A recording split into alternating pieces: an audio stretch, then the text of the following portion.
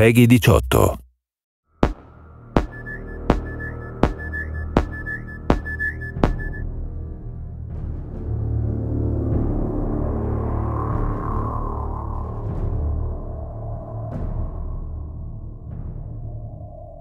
One of the exciting things about creating Aliens Colonial Marines is that it's not based on a movie, it's a sequel to a movie, a series of movies. We had Ridley Scott's Alien, followed by James Cameron's Aliens. These movies defined science fiction for so many people, and it's humbling that my studio and I get to create a sequel to these films in video game form. Aliens Colonial Marines is immersive. It's fast, scary, frightening, badass, dark. How many fingers am I holding up? He's fine. we tried to take that idea of a really interesting cast of characters and reinvent it a little bit with Colonial Marines. We're spending a lot of time on the authenticity, the feel of all the weapons, the presentation of the story. We're doing some kind of interesting things with the way that we're presenting objectives and how you make your way through the world. You know, we put a lot of effort into being extremely authentic to the films. We're trying to be very much within canon, and we know that a lot of the hardcore fans take this very seriously. In the past, we've gotten some feedback on screenshots or on some of the videos released, and we take that stuff very, very seriously. We've made changes to the game to make sure that this is what the fans really, really want, and it actually hits the expectations that everyone has.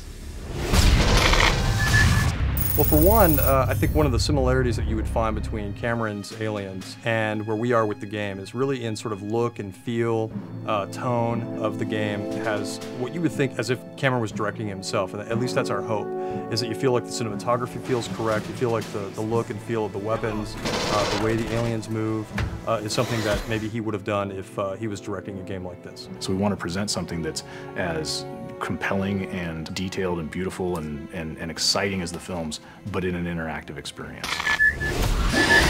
So I feel really fortunate to have had the chance to have met with Ridley Scott. We were talking about possibly doing a Blade Runner game, which a lot of people have heard about and would love to see, and we would love to see at some point. But in that conversation that we had with him, he also knew that we were interested in making an Aliens game. So he brought out his sort of storyboards for the movie Alien, and he went through, basically one by one, and has kind of been able to explain to us some of the backstory and some of those kind of things that we've been able to incorporate in the game.